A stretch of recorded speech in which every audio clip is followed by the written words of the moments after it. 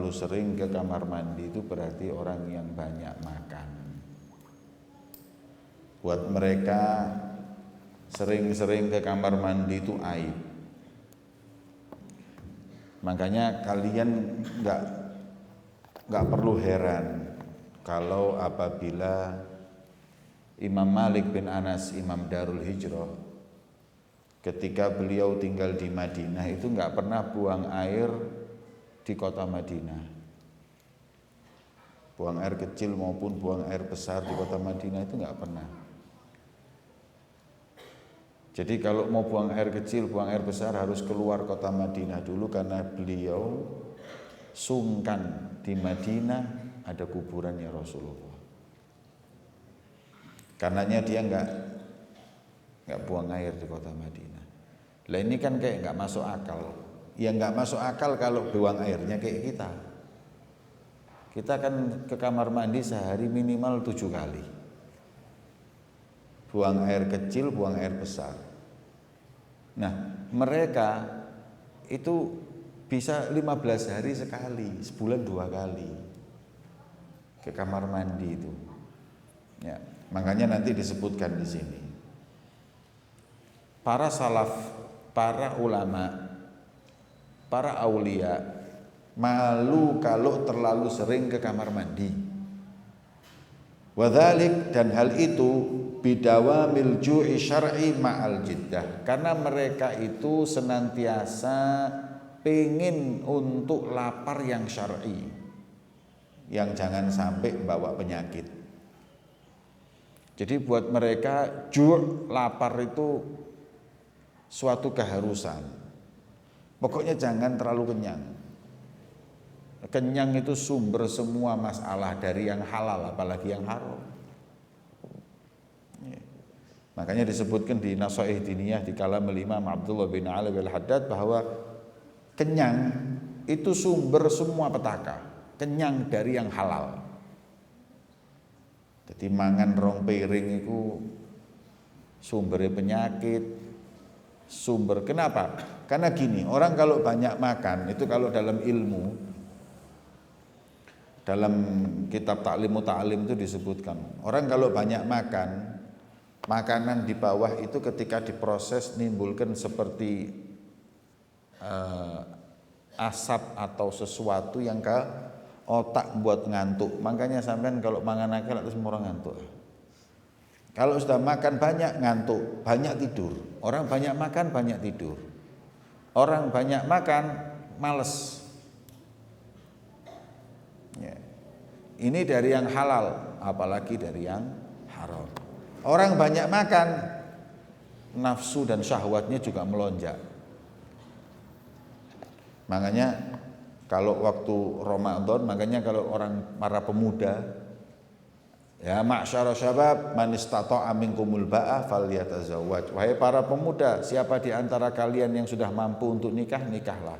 Fa innahu aghaddu lil basar, karena nikah itu lebih pas untuk menjaga pandangan, wa ahsanu lil farj, dan bisa menjaga kemaluan. Yang enggak mampu, fa alaihi bisawm fa innahu lahu wija, banyaklah puasa, karena puasa itu menahan hawa nafsu.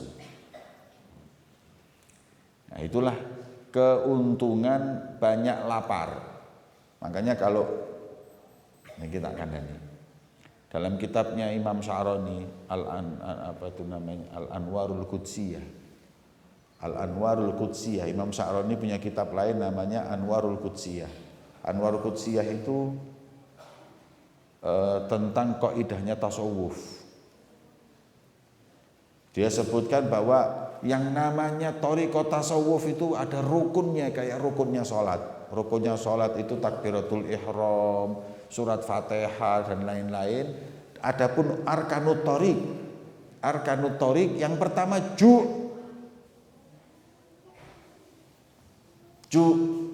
lapar.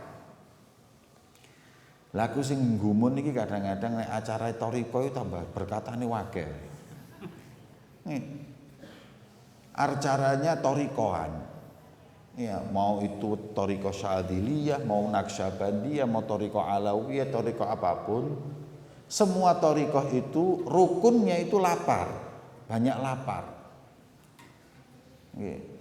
Nah kalau acara thariqahan, masya Allah rampatan memang ini.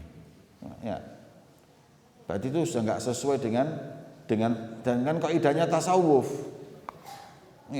Dengan kaidahnya tasawuf, tapi mungkin maksudnya itu untuk menjamu para tamu. Ya. Kemudian iktidaan bi Rasulillah, sering lapar ini niru Rasulullah, karena Rasul sallallahu alaihi wasallam dulu itu yasuddu al hajar ala batnih, sampai meletakkan batu itu di perutnya, diikat perutnya. Ini orang kalau lapar itu kalau ditali kenceng perutnya itu lumayan ngilangin rasa sakit. Dan Nabi itu seperti itu. Ada sahabat datang ke Rasulullah ngeluh atas lapar, terus menunjukkan bahwa di perutnya itu ada batunya untuk ditutup. Terus kemudian oleh Rasulullah dibuka perutnya juga, 2 batu Rasulullah, dia cuma 1, Rasulullah 1 batu. Bahkan kadang-kadang beberapa hari itu tidak ada satupun masakan yang dimasak ataupun kompor yang nyala di rumah Rasulullah. Berarti maknanya Rasulullah hanya makan kurma. Ini di atas kok ramai, kenapa ini?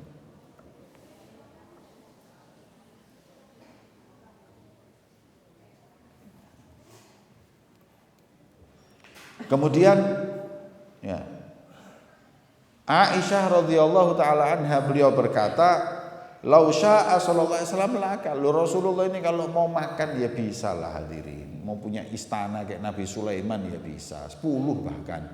Mau jadi kayak Nabi Daud juga bisa, semuanya bisa. Nabi memilih seperti ini agar tidak ada hujah buat umatnya untuk mendahulukan dunia.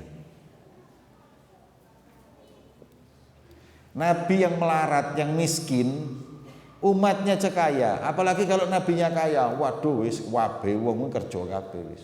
Mesti dalile Kanjeng Nabi tok ae. Harus kaya, Rasulullah lo kaya, harus selalu seperti itu.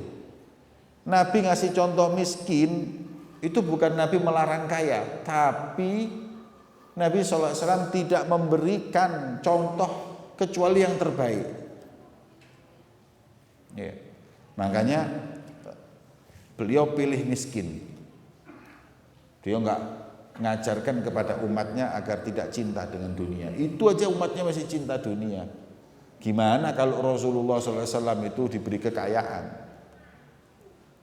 Kalau sudah bagikan harta rampasan perang, enggak nanggung-nanggung Rasulullah itu, enggak nyisakan sedikit pun buat rumahnya. Sayyidatuna Fatimah, putri beliau, kalau mau kaya juga bisa. Sampai suatu saat Rasulullah itu habis perang. Setelah perang Rasulullah itu mendapatkan harta rampasan perang atau disebut ghanimah. Kemudian mendengar Rasulullah itu dapat ghanimah,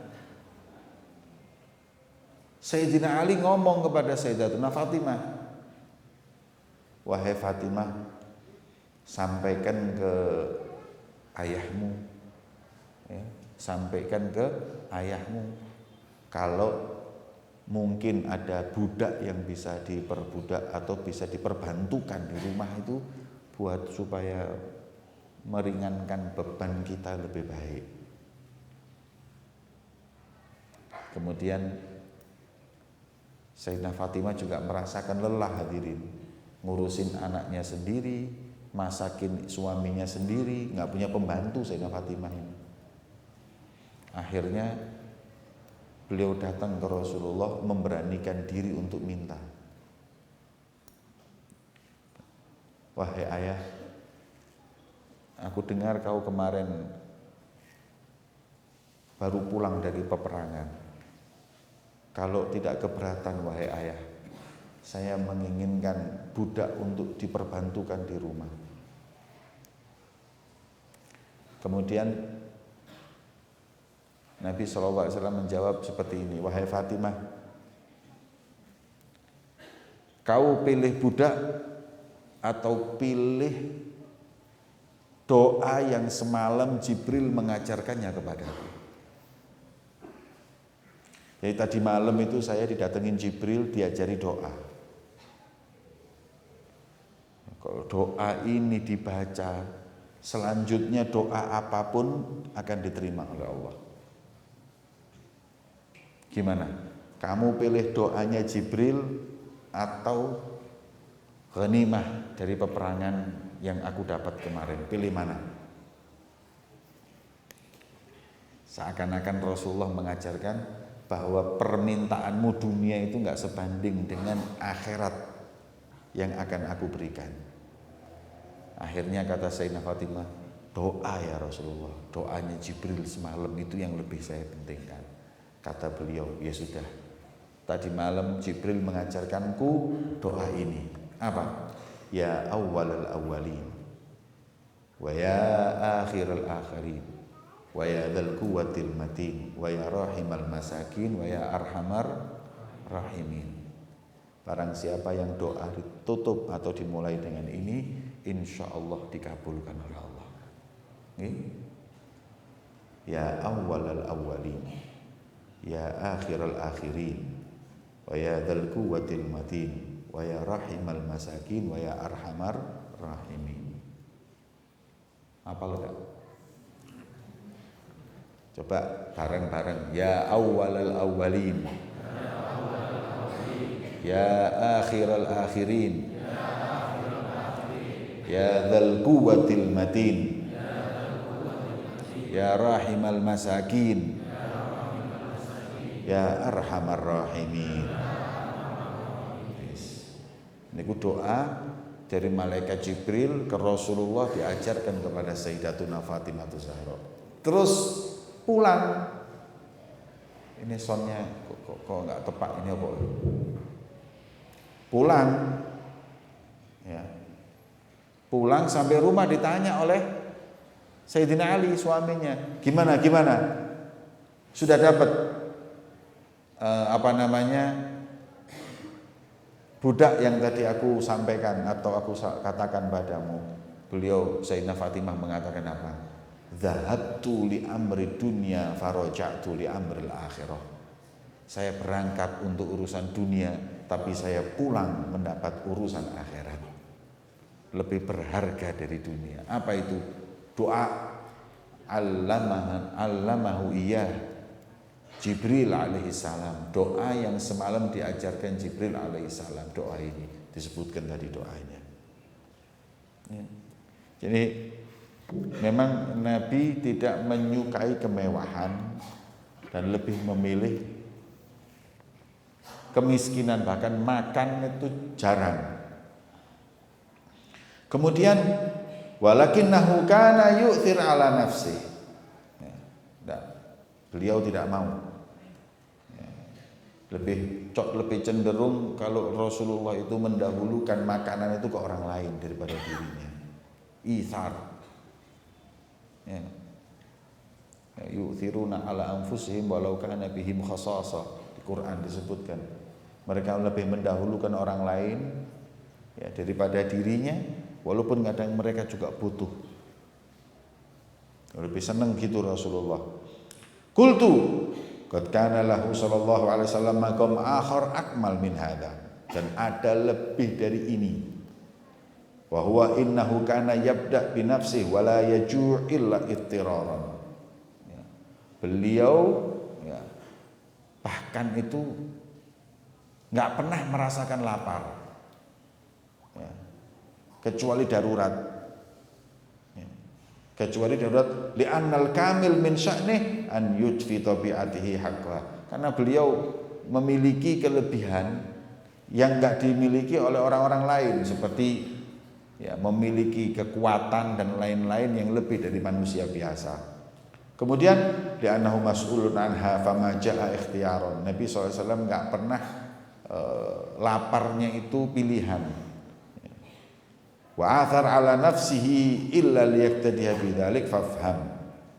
Dan beliau lebih cenderung untuk mendahulukan orang lain daripada dirinya. Wa kana Abdurrahman bin Abi Nuaim rahimahullah taala la yakul illa kullu 15 yauman aklah. Ada seorang ulama makannya itu 15 hari sekali.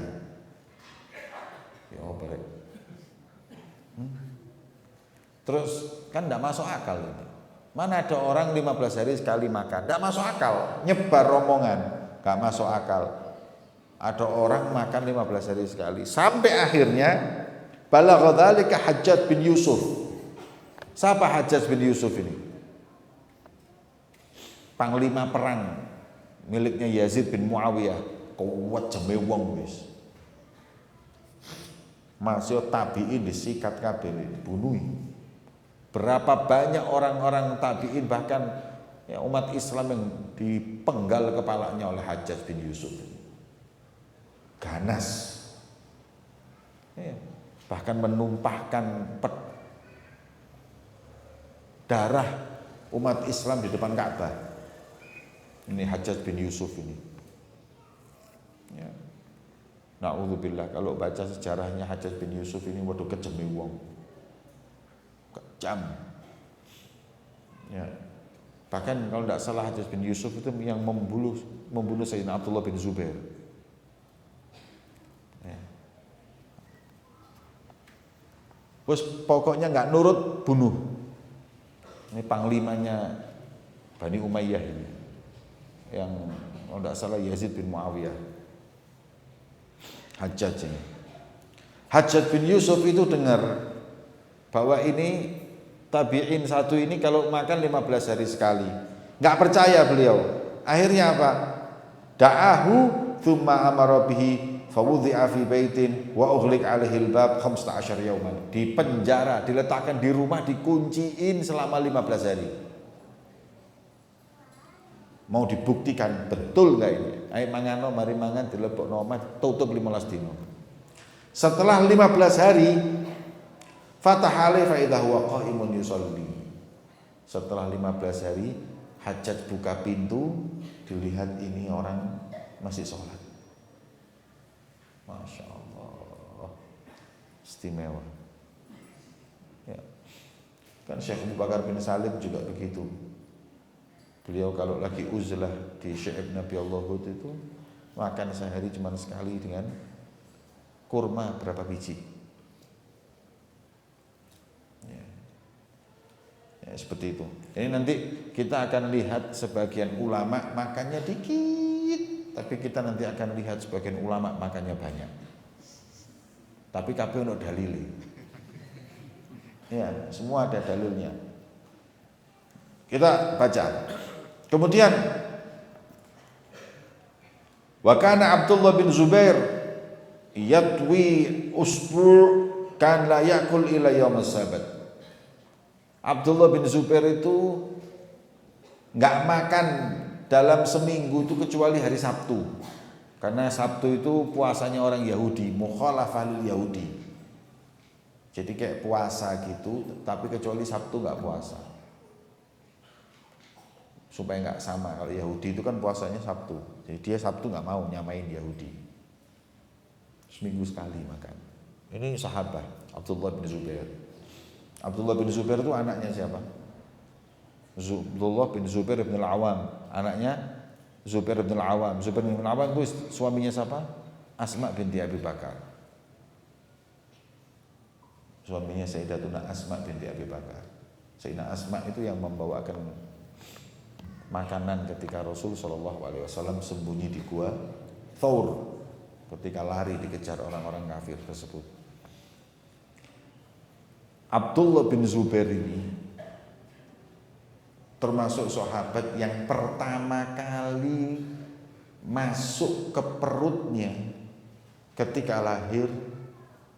Jadi begitu dia itu lahir, belum disusui ibunya, yang masuk itu ludahnya Rasulullah. Ditahnik. Langsung. Karena lahirnya itu tahun berapa Hijriyah, waktu hijrah Nabi atau sebelum hijrah Nabi atau deket-deket. Iya. Kan Sayyidatuna Asma waktu Rasulullah mau hijrah kan kehamil 9 bulan. Iya itu. Jadi Sayyidatuna Asma itu yang tahu kalau Rasulullah sama Sayyidina Abu Bakar sembunyi di Gua Thawr ketika dikejar-kejar ketika sahabat itu hijrah. Ketika sahabat hijrah, kemudian Rasulullah itu nggak bareng sama mereka, nunggu. Karena mereka sudah mengincar ke Rasulullah mau dibunuh. Rasulullah ngasih kesempatan sahabat dulu pergi, setelahnya baru Rasulullah dengan Sayyidina Abu Bakar. Akhirnya ketika dikejar-kejar masuk ke satu gua, namanya Gua Thawr. Thawr itu apa? Thawr sapi, kebu sapi, karena bentuknya itu sapi gitu. Masuk. Di situ Rasulullah sembunyi, yang kemudian dikejar-kejar sampai ketika dikejar-kejar Allah memberikan ke Rasulnya mukjizat. Apa itu? Ankabut, apa? Sarang laba-laba langsung nutup, terus habis itu sarangnya burung dara langsung nutup. Ketika orang yang bagian ilmu tatabu'il athar, orang yang ngerti tentang jejak itu ngomong Rasul Muhammad di sini, mereka nggak percaya. Nah, kalau Muhammad di sini kan pasti suwe ini. Kalau Muhammad di sini pasti kesenggol ini tempatnya burung dara ini. Nggak masuk akal kamu ngomong. Katanya ilmu saya mengatakan bahwa Muhammad di sini. Kalau enggak ditelan bumi atau diangkat ke langit. Menggok enggak. Saking pinternya ilmu tatabu itu. Kayak ilmu pasti. Tapi mereka nggak percaya. Akhirnya mereka pergi. Tapi sebelumnya sudah ngomong. Rasulullah dan Sayyidina Abu Bakar mengatakan kepada Asma, Asma aku mau ke Gua Thawr, sembunyi di situ berapa hari, baru jalan ke Madinah. Nah selama berapa hari Gua Thawr itu kalau sampean nanti pas umroh, monggo sampean lihat, munggah, tak jamin kapok seumur hidup. Pernah suatu saat Habib Umar dan murid-muridnya kepingin ke sana. Malam-malam pas musimnya tidak panas, tidak dingin, enak. Naik ke Gua Thawr. Naik ke Gua Thawr, sampai di sana baca-baca doa. Katanya sebagian pemuda yang ikut Habib Umar ngomong kayak gini, insyaallah ini pertama dan terakhir. Habib Umar dengar, siapa yang ngomong tadi? Ini. Beliau menjawab, tahu enggak? Dulu Sayyidatuna Asma sehari bisa 2-3 kali naik ke sini untuk menemui ayahnya Sayyidina Abu Bakar dan menemui Rasulullah untuk ngambilin makanan, bawain makanan. Dan ketika itu beliau dalam keadaan hamil 9 bulan. Hamil Abdullah bin Zubair. Setelah Rasulullah jalan, Sayyidina Asma pun hijrah. Akhirnya kalau tidak salah pertama kali lahir di kota Madinah sahabat adalah Sayyidina Abdullah bin Zubair. Langsung begitu lahir dibersihin dibawa ke Rasulullah. Langsung sama Rasulullah diambil ke ludahnya. Ditahnik. Masya Allah. Jadi pertama kali masuk ke mulut beliau ini ludahnya Nabi. Ini keutamaan yang Allah berikan kepada sahabat Abdullah bin Zubair. Lah Abdullah bin Zubair ini ayamul fitan. Di zamannya Muawiyah, zamannya Yazid, dia nggak mau membaiat Yazid karena dianggap zalim. Karena Yazid iki ya apa ya, sekutu meso ya kuwi. Muka enak kiai meso. Wes pokoknya Yazid ini fasik sudah, fasik. Sampai sebagian ulama ada yang membolehkan melaknat Yazid. Salah satu yang dilakukan adalah membunuh Sayyidina Husain. Dan rombongan perempuan, laki, anak kecil semuanya disikat semuanya oleh Yazid bin Muawiyah. Riwayat doyan ngombe rusak wis wong iki. Ya.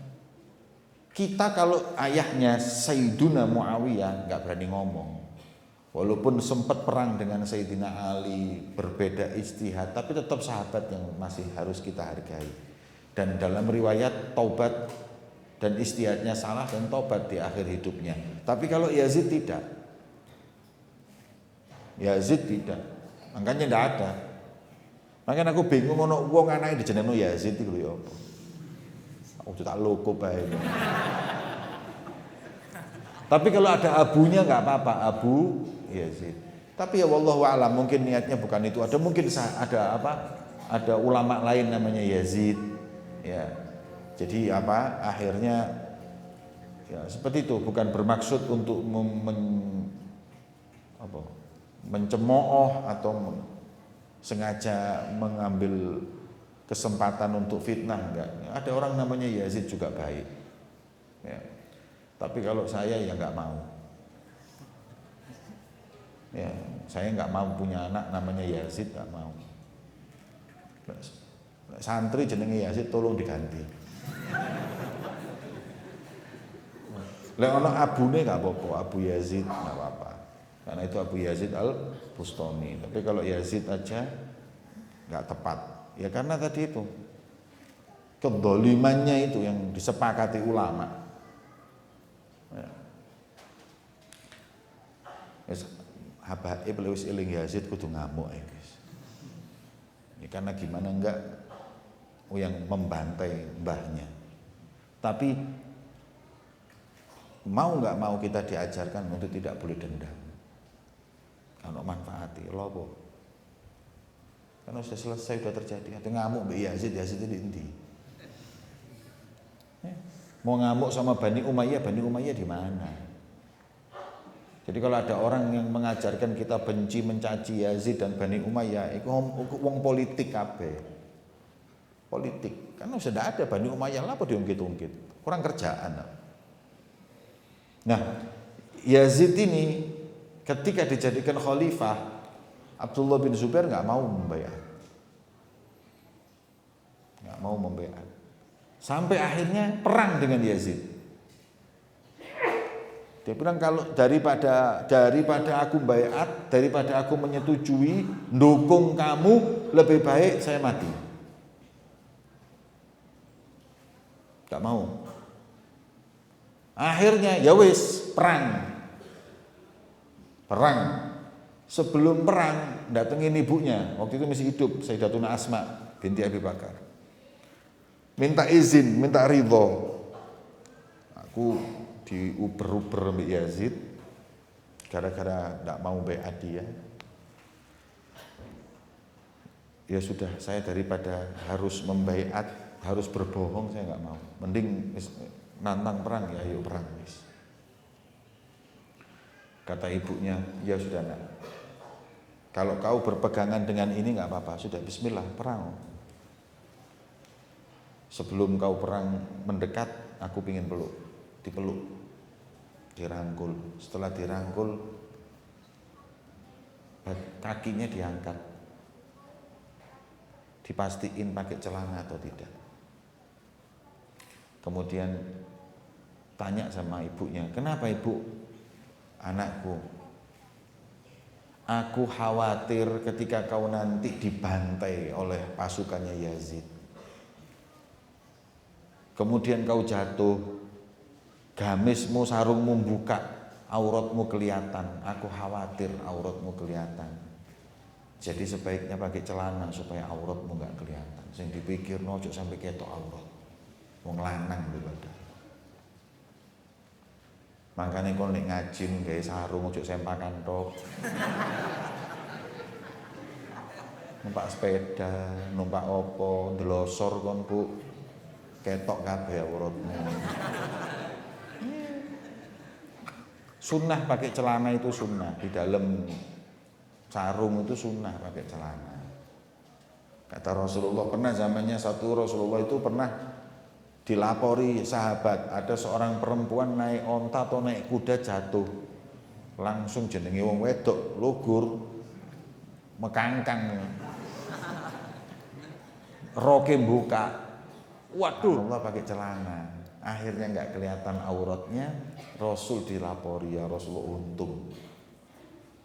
Ada seorang perempuan jatuh dari kudanya, akhirnya auratnya nggak kelihatan karena dia pakai celana. Langsung keluar pernyataan dari Rasulullah, doa. Rahimallahul mutasawwilat. Semoga Allah merahmati orang-orang perempuan yang memakai celana di dalam bajunya.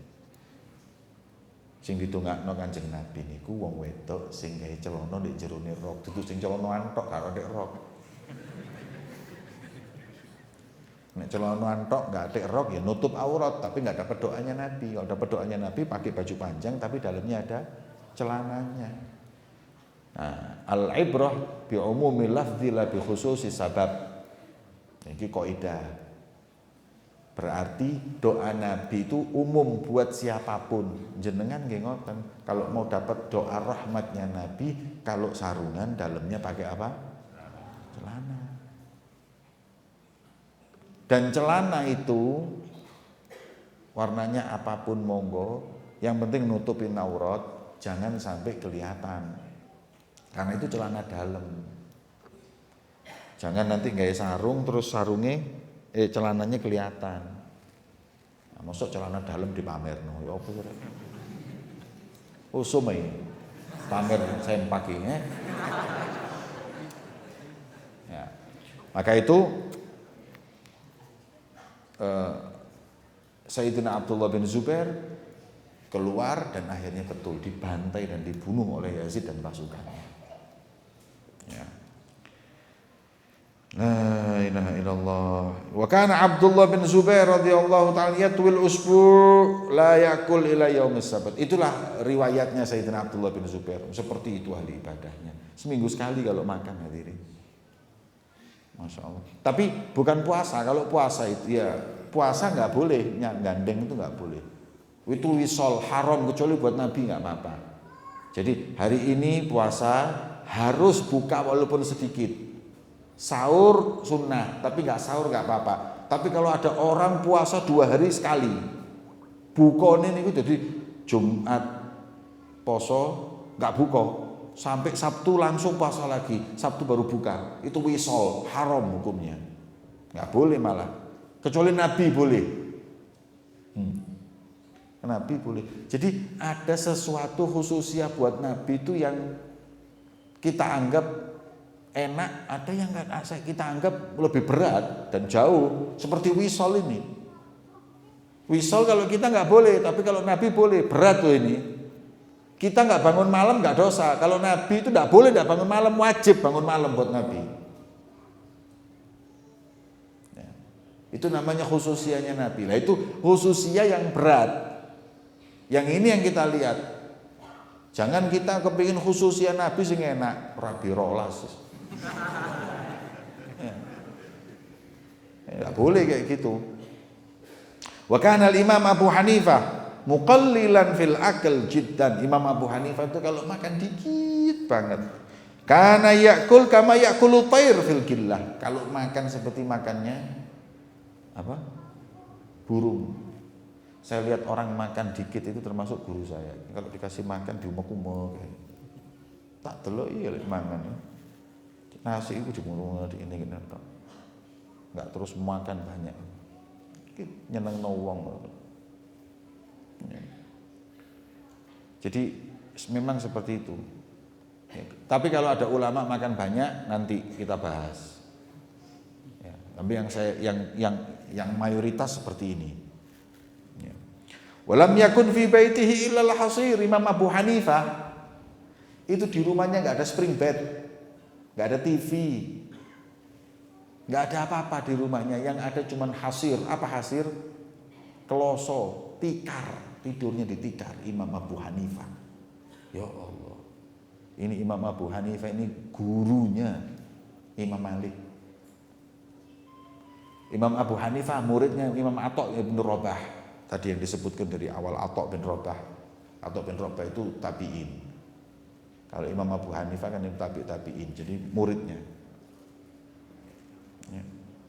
Kita tahu Imam Abu Hanifah itu alim dan banyak muridnya. Hingga jadi madhab yang muqarrar hingga sekarang yang sah.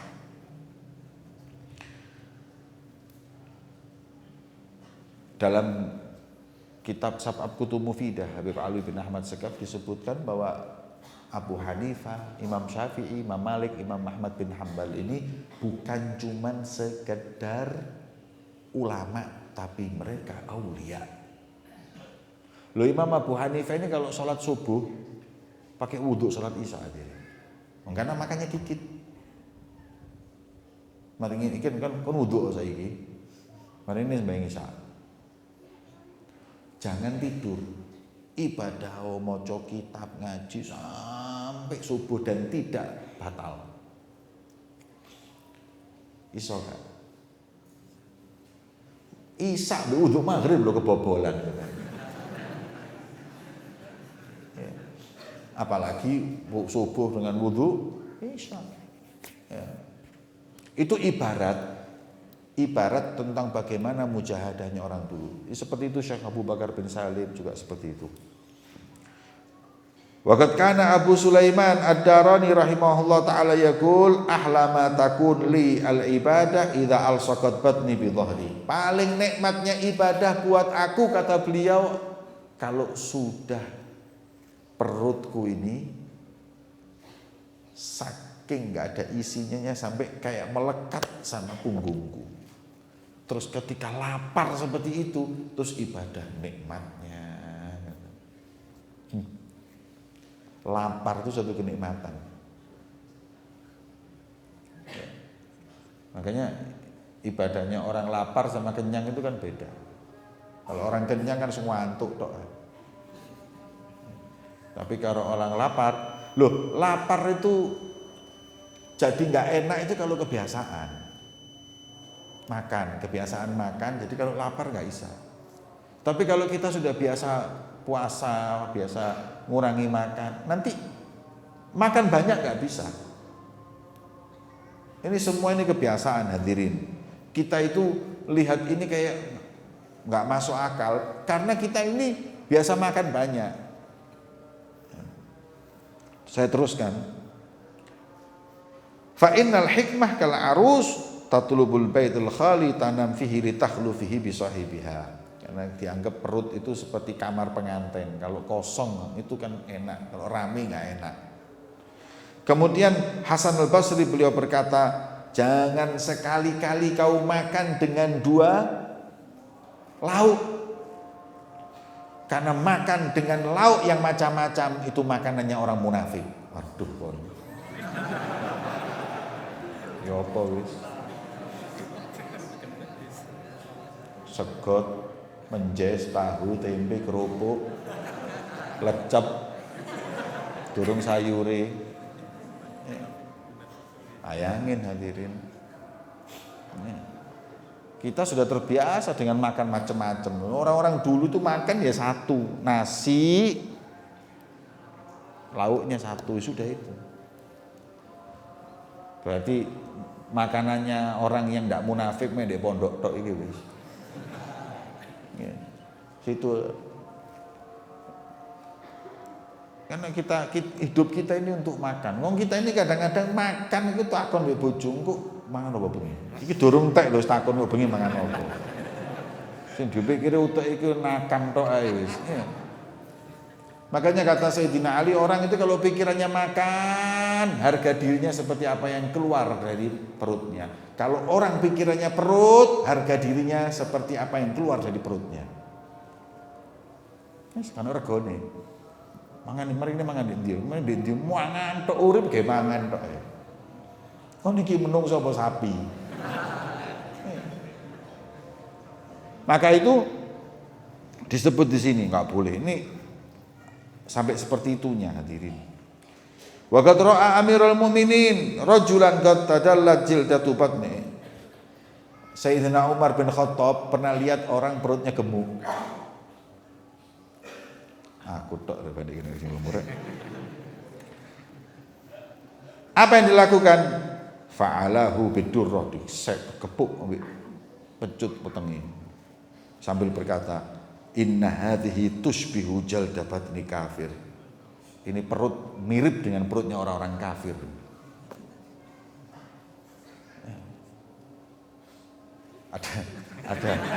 Ada iki mari ngene sing lemu-lemu ngamuk iki wis. Ada satu orang gemuk ditanya Sayyidina Umar, "Ma hadhil batnah ya fulan?" Dijawab, "Hadhihi ni'mah minallah." Iki nikmat iki, wetengku sampai sakmene lemune, nikmat minallah. Katanya Sayyidina Umar, "La bal adzabun minallah." Itu azab, itu bukan kenikmatan itu. Ya. Nggih. Ndire, moro ilang ae. Wa kana radhiyallahu Sayyidina Umar ketemu orang beli daging. Ketemu sahabat beli daging. Kana yashtari lahma katsiran yadribuhu bidurrah. Lihat iki tuku daging, didelok menit tuku daging maneh. Akhirnya didatengin sebet. Wa yaqul ama alimta anna li hadzal laham darawah ka darawatil khamr. Kamu tahu enggak? Daging ini punya efek dampak buruk seperti efek dan dampak buruknya khamr. Ya. Sampai seperti itu. Ini makan banyak itu buat mereka satu aib gitu loh. Wa kana Imam Al-Auza'i, Imam Auza'i. Ya, setara dengan Imam Abu Hanifah. Yadkhulul khala' kulla syahrin marrah. Ke kamar mandi sebulan sekali. Fasara yadkhul fi syahr marratain. Suatu hari, suatu saat dia itu dalam sebulan masuk kamar mandi 2 kali. Fakanat ummuhu taqul li ashabihi. Ibunya curhat kepada teman-temannya. Ud'u li Abdurrahman fa innahu sara mabtunan. Dongakno anakku Abdurrahman mencret. Loro weteng.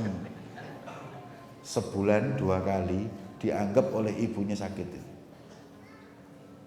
Ya, amannya sebulan sekali. Malik bin Dinar rahimahullah ta'ala yaqul wallahi mastahyaitu min taraddi qad istahyaitu min taraddudi ilal khala kullu thalathati ayyam marrah. Malik bin Dinar, aku malu sekali kalau aku sampai 3 hari sekali masuk kamar mandi. Ya. Begitu juga Imam Malik bin Anas, begitu juga Imam Bukhari radhiyallahu taala anhuma. Itu imam-imam itu seperti itu. Ya. Wa kana Malik bin Dinar balaghana anna Rasulullah qad syirar ummati, ada hadis di mana Rasulullah bersabda, orang-orang buruknya di umatku mereka ya yang selalu makan gandum mukhul hintah. Ya, wa wallahi laqad khalaqtaki katibir ramat wa akaltuh muddah hatta dha'ufa jasadi. Aku dulu gandum itu aku campur dengan apa? Ramat. Abu sampai membuatku walau ani qawitu alaihi ma taraktuhu abada. Ya, coba lihat ya. Wis intinya mereka itu makan enggak terlalu banyak. Kita ini kurangi kecuali kalau kebutuhan kayak kuli, kerja berat, nggak apa-apa makan. Kalau kita nggak kerja berat, kurangi makan, karena itu sumber penyakit juga. Sumber penyakit. Mugi-mugi, ya. Yang penting kita tahu lah, ya. Yang penting kita tahu bahwa seperti ini adalah jalannya mereka. Kita kurangi. Ya. Wallahu a'lam bishawab. Nasallallahu an yaftah alaina wa alaikum futuhal arifin faqina wa ikum fid din wa ilmu ta'wil wa itina ila sabil wa yarzuqna wa ikum fahman nabiyyin wa hafidhal mursalin wa ilham malaikatul muqarrabin ala hadiniya wa kulli salihah jami'al khair dunya wal akhirah. Allahumma shalli alaihi wa ala al-fatih.